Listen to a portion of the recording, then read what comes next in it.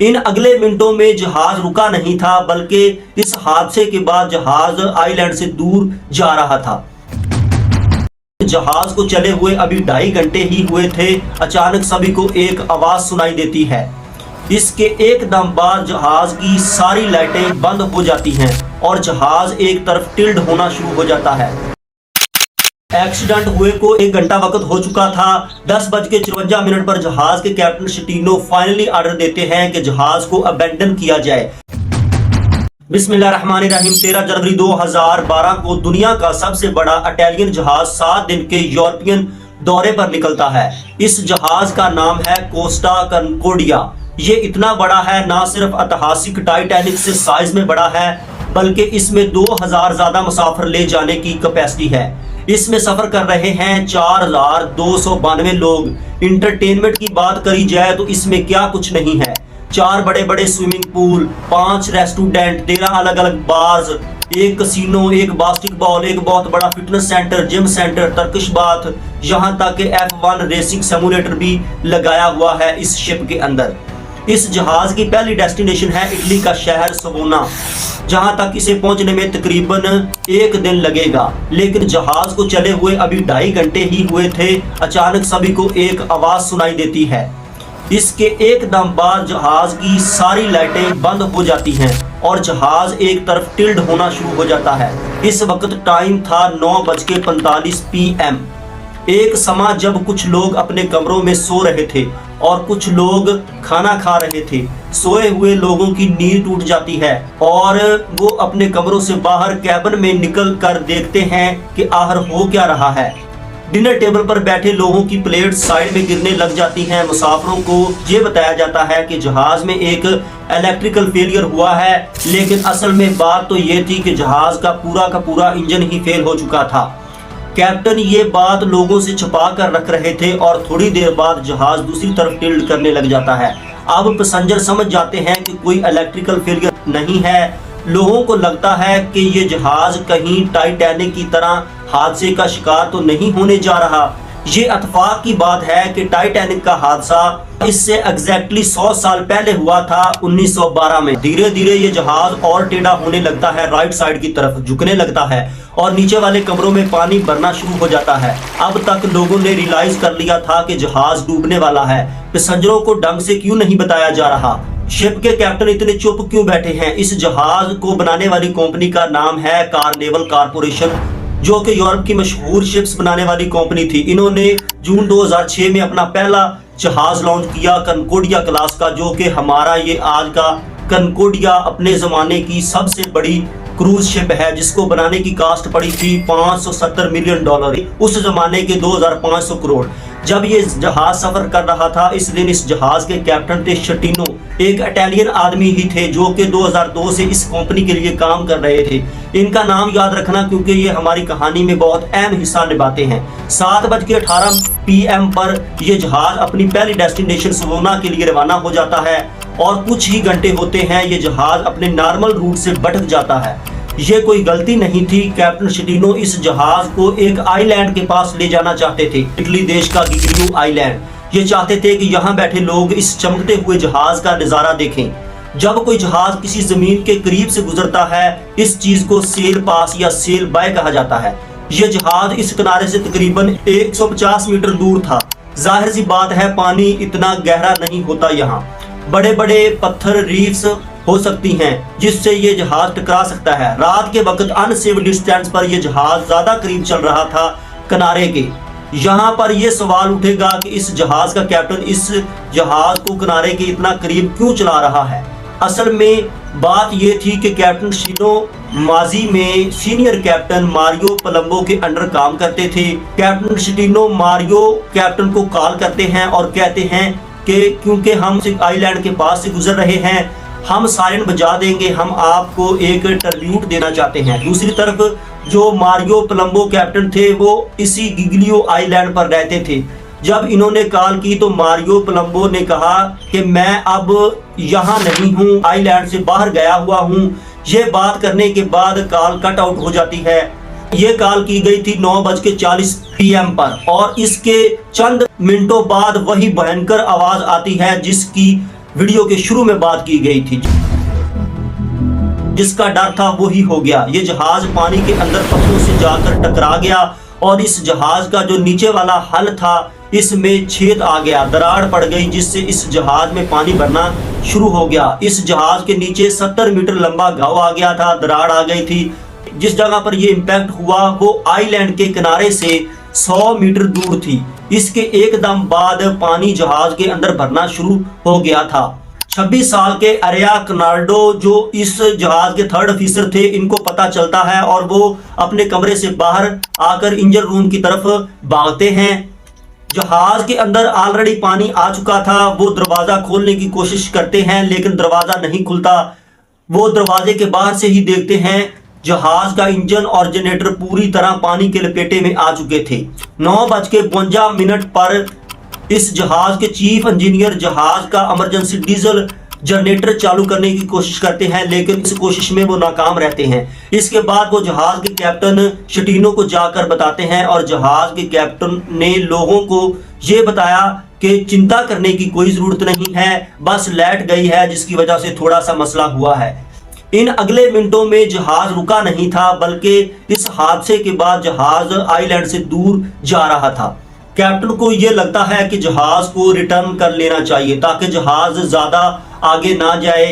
आगे जाना खतरे से खाली नहीं, अगर हम डूब भी रहे हैं तो किनारे के नजदीक रहे। जहाज एक यू टर्न लेता है और सीधा होने के बजाय दूसरी तरफ टिल्ड करने लग जाता है। पहले लेफ्ट साइड पर टिल्ड करने लगा था, अब राइट साइड पर टिल्ड करने लग जाता है। जहाज के crisis coordinator Roberto Farhani captain को 2 दफा कॉल कर चुके थे, 10:05 और 10:07। दूसरी कॉल पर कैप्टन ये सोचते हैं सच्चाई से मुंह मोड़ लेना खतरे से खाली नहीं है। कैप्टन ये तो मान जाते हैं कि इस जहाज में कोई मसला हुआ है लेकिन वो इसके बाद एक और गलती करते हैं। वो कहते हैं कि ये जो लाइट गई है इसकी वजह से एक्सीडेंट हुआ है, लेकिन दरअसल एक्सीडेंट की वजह से लाइट गई है। इसी बीच जहाज के पैसेंजर परेशान होकर लोकल पुलिस को कॉल करने की कोशिश करते हैं। इसके बाद Italian coast guard captain Steno को कॉल करके पूछते हैं कि आपके मुसाफिर हमें कॉल करके कह रहे हैं कि जहाज में कोई मसला हुआ है। दूसरी तरफ जहाज के कैप्टन स्टीनो कहते हैं कि कुछ नहीं हुआ, बस ब्लैक आउट हुआ है, चिंता करने की कोई जरूरत नहीं है।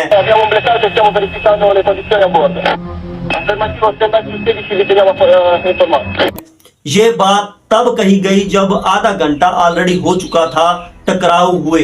10 मिनट और बीते हैं और कैप्टन स्टीनो का मन बदलता है। आखिर कब तक सच्चाई को दबाए रखेंगे। वो जहाज के रेडियो ऑपरेटर को कहते हैं कि कोस्ट गार्ड को कॉल करो और बताओ कि जहाज के लेफ्ट साइड पर टक्कर लग गई है और कनकोडिया को मदद की जरूरत है। लोगों को हमने लाइफ जैकेट दे दी है, अब लोग सेव हैं। एक मिनट यहाँ पर कीमती था क्योंकि जहाज धीरे धीरे और टिल्ड किए जा रहा था। 10:33 पर जनरल अलार्म बजाया जाता है और मुसाफिरों को कहा जाता है कि इमरजेंसी असेंबली एरिया में जाकर इकट्ठे हो जाएं और बाकी इंस्ट्रक्शन का इंतजार करें। रात 10:48 पर जहाज 30 डिग्री तक टिल्ड कर चुका था। एक्सीडेंट हुए को 1 घंटा वक्त हो चुका था। 10:54 पर जहाज के कैप्टन स्टीनो फाइनली ऑर्डर देते हैं कि जहाज को अबेंडन किया जाए। जहाज इतना टिल्ड कर चुका था और जो वहां पर चीजें थी वो ऊपर नीचे हो गई थी। सोचकर देखे कि इस जहाज में 4200 मुसाफिर हैं और जहाज 30 डिग्री टिल्ड कर चुका है। इस सारे एक्सीडेंट के दौरान कैप्टन ने एक अच्छा काम किया था कि इन्होंने जहाज को यू टर्न कर दिया। इसके बाद कैप्टन ने एक ऐसा काम किया जिससे लोगों को इस पर बहुत ज्यादा गुस्सा आया। इन्होंने जैसे ही लोगों को ये कहा कि जहाज छोड़ दो, लोगों में गड़बड़ी पैदा हो गई और लोग भागना शुरू हो गए। कुछ लोग तो इस संदेश से पहले ही लाइफ बोर्ड लेकर नीचे उतरना शुरू हो गए थे और कुछ लोग पानी के अंदर छलांगे मारना शुरू हो गए। इनका ख्याल ये था कि हमें तरना आता है। लोग लाइफ बोर्ड की तरफ भागना शुरू हो गए। लोग धक्का मुक्की करने लगे पहले लाइफ बोर्ड में जाने के लिए। इसमें एक अच्छी बात यह हुई थी कि जहाज का जो अमला था वो कैप्टन के इस फैसले से पहले ही लोगों को लाइफ बोर्ड में बिठाने लग गए थे। रात के अंधेरे में जहाज राइट साइड पर टिल्ड होते ही जा रहा था। 40 डिग्री टिल्ड, 50 डिग्री टिल्ड। जिन लोगों के कैबिन राइट साइड पर थे वो पानी के बराबर आ गए थे और वो पानी में छलांगे लगाना शुरू हो गए थे। लेकिन इसमें मुसीबत इन लोगों के लिए थी जो जहाज की दूसरी साइड पर थे। कैसे वो जहाज में मुखालिफ सिमत में बाहर निकलें, ये इनके लिए बहुत मुश्किल घड़ी थी। इस हादसे के दौरान इस जहाज में इंडियन एक क्रू मेंबर थी नाथा रमशाना। वो बता रही थी कि कैसे वहां पर लैंग्वेज बैरियर देखने को मिल रहा था, क्योंकि इस जहाज के ज़्यादातर क्रू मेंबर जो थे वो इटालियन लैंग्वेज नहीं जानते थे और लोग इटालियन में बात करते थे। ऊपर से इनके लिए एक और मुसीबत थी कि क्रू मेंबर्स में ज़्यादातर लोग स्टाफ सर्विस के लिए थे, वो इमरजेंसी सिचुएशन के लिए नहीं ट्रेन किए गए थे। इंडियन क्रू मेंबर्स ने एक ब्लाइंड औरत को लाइफ बोर्ड में बिठाया और बाकी 2 लोगों ने व्हील चेयर पर बैठे लोगों की मदद की। इस रात इस जहाज के क्रू मेंबर्स में से एक और इंडियन वेटर थे जो कि मुसाफिरों की मदद करते रहे। इस एक्सीडेंट के दौरान ये इन लोगों में से थे जो लोग अपनी जान ना बचा सके, लोगों की मदद करते रहे। दूसरी तरफ कैप्टन स्टीनो थे जो कि लोगों की मदद करने के बजाय इस हादसे के बाद जल्दी जहाज छोड़कर भाग गए थे। सही सुना आपने, वही कैप्टन स्टीनो पहले झूठ बोलकर कवर अप करने की कोशिश की। पहले इन्होंने घंटा लगा दिया लोगों को सच बताने में और 11:19 पर ये पहले क्रू मेंबर्स थे जिन्होंने जहाज छोड़ा था। जहाज छोड़कर भाग गए थे गिग्लियो आइलैंड। गिग्लियो आइलैंड अपने आप में इतना बड़ा नहीं है, इसमें सिर्फ 700 लोग रहते थे। लेकिन जिस रात ये हादसा हुआ लोगों ने अपने घर से निकलकर देखा कि क्या हो रहा था। इस गांव के जो मेहर थे इनको जैसे ही पता चला वो फौरन जहाज लेकर लोगों की मदद करने के लिए चले गए। इन्होंने कहा कि जब जहाज बिल्कुल एक तरफ टिल्ट हो चुका था वहां पर जहाज में कुएं से बने हुए थे और लोग इनमें फंसे हुए थे। इन्होंने रस्सी की मदद से वहां से लोगों को निकालने की कोशिश की और निकालते रहे। इस अर्ली स्टेज ऑफ एक्चुएशन में 2500 से 3300 लोग सेवली आइलैंड पर पहुंच चुके थे। 11:38 पर तकरीबन 400 लोग अभी भी जहाज में फंसे हुए थे। इटालियन कोस्ट गार्ड के हेलीकॉप्टर और रेस्क्यू और फायर रेस्क्यू की टीमें भी वहां पर पहुंच चुकी थी इनकी मदद करने के लिए और 100 लोगों को बचा लेते हैं। लेकिन ये नहीं जानते थे कि कितने लोग अभी भी जहाज में फंसे हुए हैं। रात के 12:45 पर कोस्ट गार्ड के कैप्टन स्टीनो को कॉल करते हैं और इसकी एक्चुअल रिकॉर्डिंग हमारे पास मौजूद है।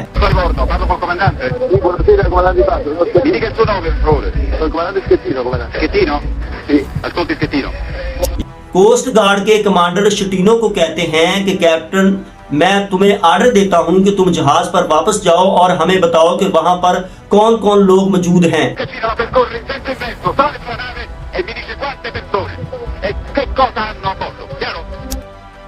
तुम इस तरह अपने पैसेंजरों को छोड़कर भाग नहीं सकते। स्टीनो बहाने लगाने लग जाते हैं कि मैं वापस नहीं जा सकता। इस सब के बावजूद कैप्टन स्टीनो जहाज पर वापस नहीं जाते। बाद में लोग कैप्टन स्टीनो को कैप्टन कावर्ड या कैप्टन कायर पुकारने लगे। एक तरफ कोस्ट गार्ड और जहाज के क्रू मेंबर्स लोगों की मदद करते रहे मगर कैप्टन स्टीनो आइलैंड पर बैठे ये नज़ारा देखते रहे। रात गुजर गई। अगले दिन जब सुबह हुई और जहाज पर सूरज की रोशनी पड़ी तो लोगों को पता चला कि एक्चुअली में ये कितना बड़ा एक्सीडेंट हुआ है। सुबह तक ज्यादातर लोग रेस्क्यू किए जा चुके थे। 3 लोगों की मौत कंफर्म हो चुकी थी लेकिन अभी भी कुछ लोग फंसे हुए थे जहाज के अंदर। इस बीच गिगलियो में रहने वाले लोगों को पता चला हादसे के बारे में और वो इनकी मदद करने के लिए निकल पड़े थे। इस आइलैंड में 700 लोग रहते थे लेकिन जो जहाज से रेस्क्यू किए गए थे वो तकरीबन 4000 लोग थे। लोगों ने अपने दरवाजे खोल दिए ताकि इनको शेल्टर प्रोवाइड किए जाए। अजबत नामी जो गिगलियो टूरिस्ट में काम करती थी इन्होंने बताया कि बहुत सारे लोग शौक में थे और हाइपोथर्मिया का शिकार हुए थे। ठंड से इनका हाल बुरा था। इस आइलैंड में मौजूद स्कूल, चर्च और कंटीन्स को खोल दिया गया ताकि लोगों को सर पर छत मिल सके। इनको ब्लैंकेट्स और ड्राई कपड़े भी दिए गए। लेकिन दूसरी तरफ जो रेस्क्यू ऑपरेशन चल रहा था 2 से 2.5 हफ्ते चलने वाला था। Italian navy, coast guard service, fire service सबको इन्वॉल्व होना पड़ा। रेस्क्यू डिवर्स की भी जरूरत पड़ी क्योंकि जो लोग अभी भी इसमें फंसे हुए थे वो अपना दरवाज़ा नहीं खोल पा रहे थे पानी के प्रेशर की वजह से।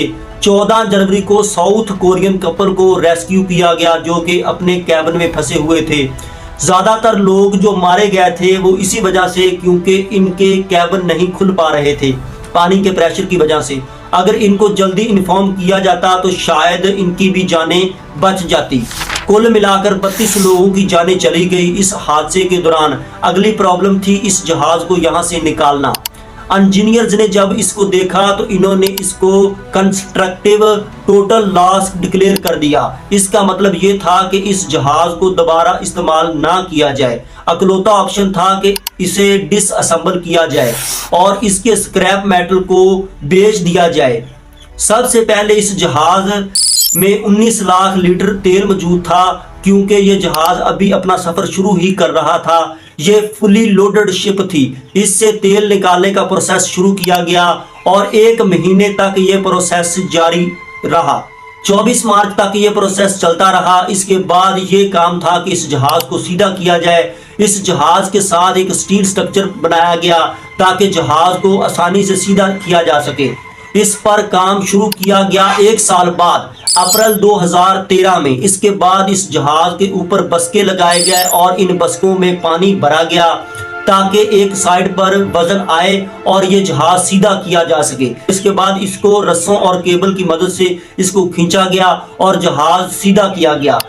इन वाटर टाइप बस्कों को केसन करके बुलाया जाता है। टोटल में 15 केसन लगाए गए थे इस पूरे प्रोसेस में। इस पूरे प्रोसेस में 500 डिवर्स इंजीनियर और बायोलॉजिस्ट मौजूद थे। 19 महीने बीत चुके थे इस हादसे को और इस जहाज को रेस्क्यू करने की जो कॉस्ट आ रही थी वो आ रही थी 799 मिलियन। इस जहाज को पोर्ट पर ले जाने के लिए दूसरे जहाज का इस्तेमाल किया गया। वो इसको टो करके पोर्ट पर लेके गए। ये काम किया गया जुलाई 2014 में और अब तक इस ऑपरेशन की टोटल कास्ट 1.2 बिलियन पहुंच चुकी थी, लेकिन खर्चा इस पर अभी भी बाकी था। लोगों की मेहनत लग रही थी और बहुत सारे काम बाकी थे। इसको स्क्रैप बनाया गया और ये तमाम प्रोसीजर पूरा होता है जुलाई 2017 में। इस हादसे के लीगल केसेस भी शुरू किए गए। जो लोग हादसे का शिकार हुए थे इनको कंपनी की तरफ से 11,000 यूरो यानी कि 10-10 लाख रुपए दिए गए। वो पैसेंजर जो इस हादसे के दौरान मौत का शिकार हो गए थे उनकी फैमिलीज को डिस्क्लोज अमाउंट्स दी गई और इसके साथ पैसेंजरों को इनकी टिकट्स की प्राइस भी वापस दी गई। टोटल कास्ट इस कंपनी को इस डिजास्टर की जो पड़ी थी वो पड़ी थी $2 बिलियन। यहाँ पर आप ये सोचेंगे कि जहाज के कैप्टन के साथ क्या हुआ। जी हाँ दोस्तों, जो जहाज का कैप्टन था जो अपने पैसेंजरों को छोड़कर सबसे पहले भाग गया था जहाज से, इस पर भी केस हुआ, लेकिन इसकी झूठ बोलने की आदत ना गई। इन्होंने कोर्ट में ये बताया कि जब जहाज डूब रहा था 50 से 60 डिग्री तो मेरा पैर फिसल गया और मैं लाइफ बोट में गिर गया और फिर मैं वहां से चला गया। जाहिर सी बात है कि ये आर्गूमेंट कोई भी नहीं मानने वाला था, तो कोर्ट के जज ने इस पर एतबार ना किया और इसको 16 साल की सजा सुना दी गई। और इसके बाद आगे चल के कैप्टन शटीनो के बारे में और मालूमात निकलती है। कैप्टन मारियो पलम्बो जो इसके दोस्त थे, इन्होंने बताया कि जब कैप्टन शटीनो 2003 में मेरे साथ काम करते थे तो तब भी ये झूठ बोलते थे अपनी सच्चाई छुपाने के लिए। दोस्तों, जब ये हादसा पेश आया तो इसमें बहुत अच्छी बात थी कि एक दूसरे जहाज का कैप्टन मौजूद था जो लोगों के साथ आखिरी दम तक टिका रहा और लोगों की मदद करता रहा। बाद में इन्होंने कहा कि मुझे हीरो मत बुलाओ, मैंने सिर्फ अपनी ड्यूटी निभाई है। कैप्टन शटीनो की तरह वो छोड़कर नहीं भागा था जहाज को। कैप्टन शटीनो के अलावा 5 और अफसरों को अरेस्ट किया गया जो इस जहाज में मौजूद थे। जब ये हादसा पेश आया इन तमाम लोगों को 5 साल की सजा ही सुनाई गई। सिर्फ कैप्टन शटीनो की ही ज्यादा गलती थी जिस वजह से ये हादसा हुआ और इस हादसे के 12 साल बाद आज भी वो जेल काट रहे हैं। इस वीडियो से अगर आपको कुछ सीख मिली हो तो अपने जहाज की कप्तानी कभी भी ऐसे फेकर कायर शख्स को ना दे जो अपनी गलती एडमिट करवाना ना जानता हो। ऐसे लीडर जो अपनी गलतियां ना मानते हो और झूठ बोलते हो अपनी गलतियां छुपाने के लिए, वो बहुत खतरनाक हो सकते हैं। अगर ये दोस्तों आपको वीडियो पसंद आई है तो आप इस वीडियो को क्लिक करें जो आपको स्क्रीन पर नजर आ रही है। ये है ऐतिहासिक टाइटैनिक की कहानी। ये वीडियो भी आपको बहुत पसंद आएगी।